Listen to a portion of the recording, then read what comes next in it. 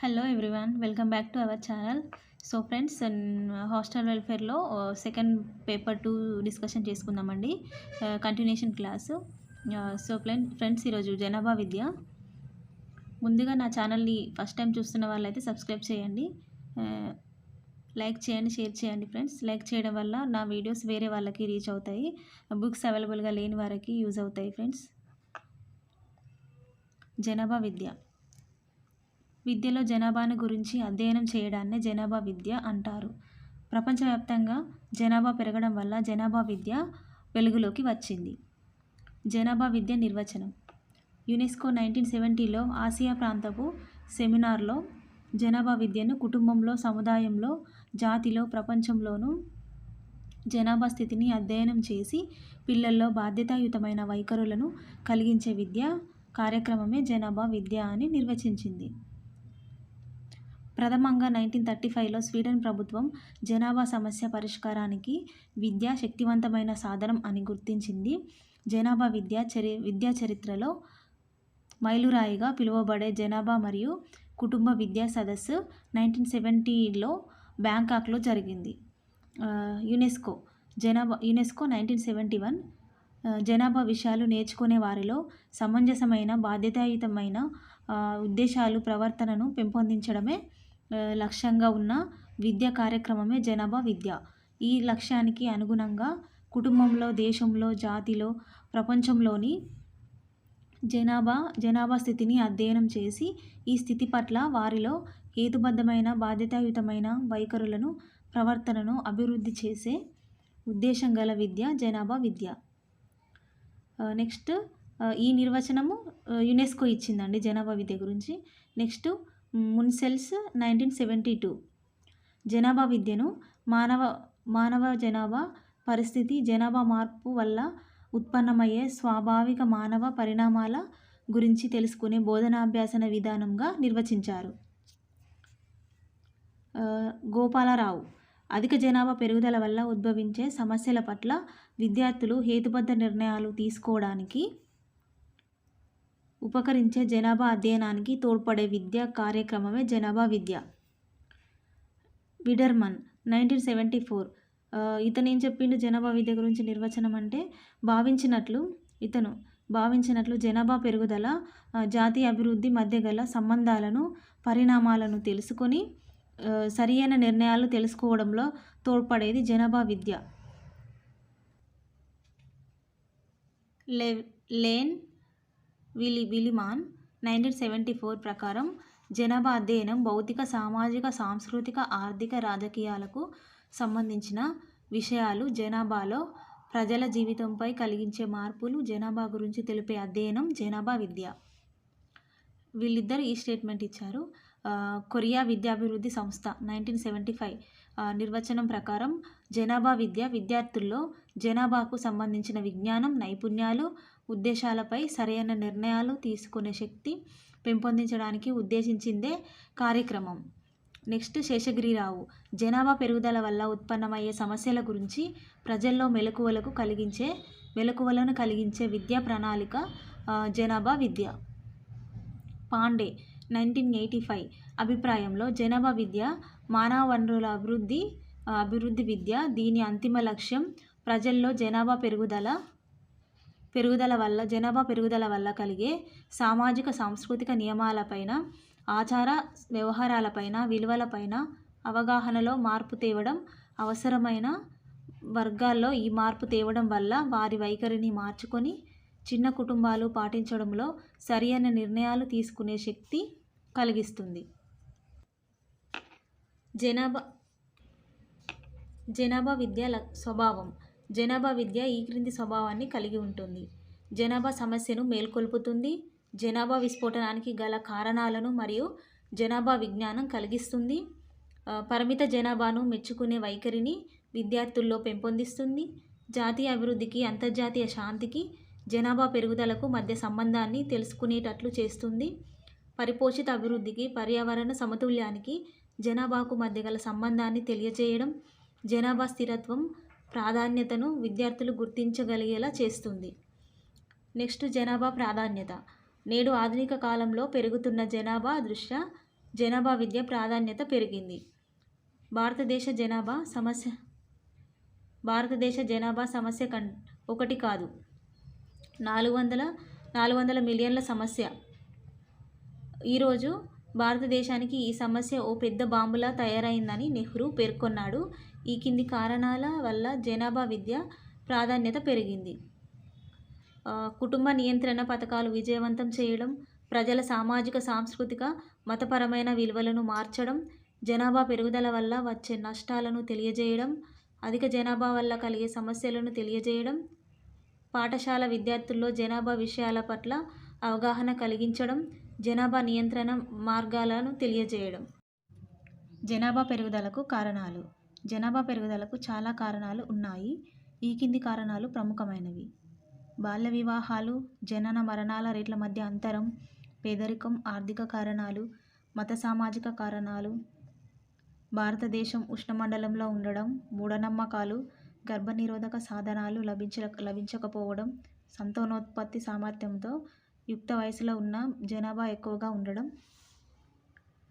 జనాభా పెరుగుదల వల్ల కలిగే సమస్యలు.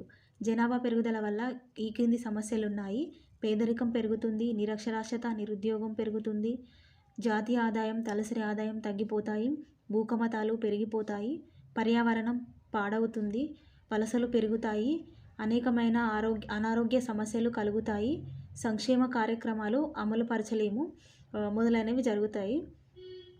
భారతదేశంలో జనాభా స్థితి. ప్రపంచంలో భారతదేశం జనాభాలో 2వ స్థానాన్ని ఆక్రమించింది. రోజుకు భారతదేశ జనాభా పెరిగిపోతుంది. 2050 నాటికి భారత్ చైనా జనాభాను అధిగమించబోతుంది. 1901 నుండి 2011 వరకు భారత జనాభా పెరుగుదల. ఇక్కడ చూసుకుంటే పట్టిక ఇచ్చారండి. ఇక్కడ ఈ విధంగా ఉంది పట్టిక. 1901లో 23 crores జనాభా ఉంది. 23 crores చిల్లర అండి. ఓకే. 1911లో 25 crores చిల్లర, 1921లో 25 crores, 1931లో 27 crores, 1941లో 31 crores, 1951లో 36 crores, 1961లో 43 crores, 1971లో 54 crores, 1981లో 68 crores, 1991లో 84 crores చిల్లర అండి. 2001లో 102 crores, 2011లో 121 crores అండి. భారతదేశంలో జనాభా విధానాలు. జనాభాను తగ్గించడం మరియు జనాభా నాణ్యత పెంచడం కోసం భారతదేశం 2 జాతీయ జనాభా విధానాలను ప్రకటించింది. ఫస్ట్ వన్ 1976 జాతీయ జనాభా విధానం. భారతదేశం తొలిసారిగా 1976లో జనాభాను తగ్గించడం కోసం ఈ విధానాన్ని ప్రకటించింది. దీనిలో ముఖ్యాంశాలు: 1980 నాటికి పుట్టుక రేటును 35 నుండి 25% తగ్గించడం, పురుషులకు 21 సంవత్సరాలు, స్త్రీలకు 18 సంవత్సరాలను వివాహ వయస్సుగా నిర్ణయించడం, కుటుంబ నియంత్రణలో మెరుగైన ఫలితాలు చూపే రాష్ట్రాలకు ఆర్థిక సహాయం చేయడం, ప్రతి సంవత్సరం కుటుంబ నియంత్రణ ప్రగతిని సమీక్షించడం, కుటుంబ నియంత్రణ పద్ధతులను అనుసరించిన వారికి ప్రోత్సాహకాలు ఇవ్వడం, గర్భనిరోధం, పునరుత్పాదక జీవశాస్త్రాలలో పరిశోధనలు పెంచడం. నెక్స్ట్, బహుళ ప్రసార సాధనాల ద్వారా కుటుంబ నియంత్రణ పట్ల ప్రేరణ కలిగించడం, బాలిక విద్య కోసం ఎక్కువ నిధులు కేటాయించడం, విద్యా విధానంలో జనాభా విద్యను ప్రవేశపెట్టడం. సెకండ్ వన్ 2000 జాతీయ జనాభా విధానం. ఫస్ట్దేమో 1976 జాతీయ జనాభా విధానం. సెకండ్ వన్ 2000 జాతీయ జనాభా విధానం. 1976 జాతీయ జనాభా విధానం వల్ల ఆశించిన ఫలితాలు రాకపోవడంతో 2000 సంవత్సరంలో కేంద్ర ప్రభుత్వం మరొక జాతీయ జనాభా విధానాన్ని ప్రకటించింది. అందులో ముఖ్యాంశాలు: గర్భనిరోధక ఆరోగ్య సంరక్షణ కార్యక్రమాలు కల్పించాలి. 2010 నాటికి గర్భధారణ రేటును తగ్గించాలి. సుస్థిర ఆర్థిక అభివృద్ధికి అనుగుణంగా 2045 నాటికి స్థిరమైన జనాభాను సాధించాలి. 14 సంవత్సరాల లోపు పిల్లలందరికీ ఉచిత నిర్బంధ విద్యను అందించాలి. నెక్స్ట్ శిశు మరణాల రేటును 30 కంటే తగ్గించాలి. ఆలస్య వివాహాలను ప్రోత్సహించాలి.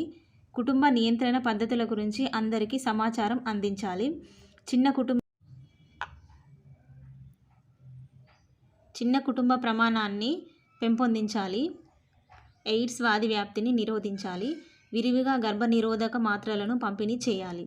నెక్స్ట్ భారతదేశంలో జనాభా కార్యక్రమాలు. స్వతంత్రం అనంతరం నుండి భారత ప్రభుత్వం జనాభాను తగ్గించడం కోసం అనేక సంక్షేమ కార్యక్రమాలను అమలు చేస్తుంది.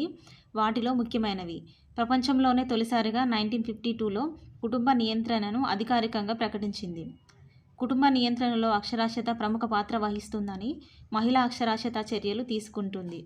2 పిల్లలతో కుటుంబ నియంత్రణను పాటించే కుటుంబాలకు బీమా సౌకర్యం కల్పించింది. 10 సంవత్సరాలకు ఒకసారి జనాభా లెక్కలను సేకరిస్తుంది. 1976-2000 సంవత్సరంలో జాతీయ జనాభా విధానాలను ప్రకటించింది. ప్రాథమిక ఆరోగ్య కేంద్రాల ద్వారా గర్భనిరోధక మాత్రలను పంపిణీ చేస్తుంది. పాఠశాల విద్యలో జనాభా విద్యను సంస్థాగతం చేసే ఉద్దేశంతో 1980 ఏప్రిల్లో జాతీయ జనాభా విద్యా పథకాన్ని ప్రారంభించింది. జనాభా గడియారం బొంబాయిలో కలదు. జనాభా విద్య పాఠ్య ప్రణాళిక. నెక్స్ట్ 1971లో జాతీయ విద్యా సదస్సు సూచనల మేరకు ఎన్సీఈఆర్టీ జనాభా విద్యా ప్రణాళికను రూపొందించింది.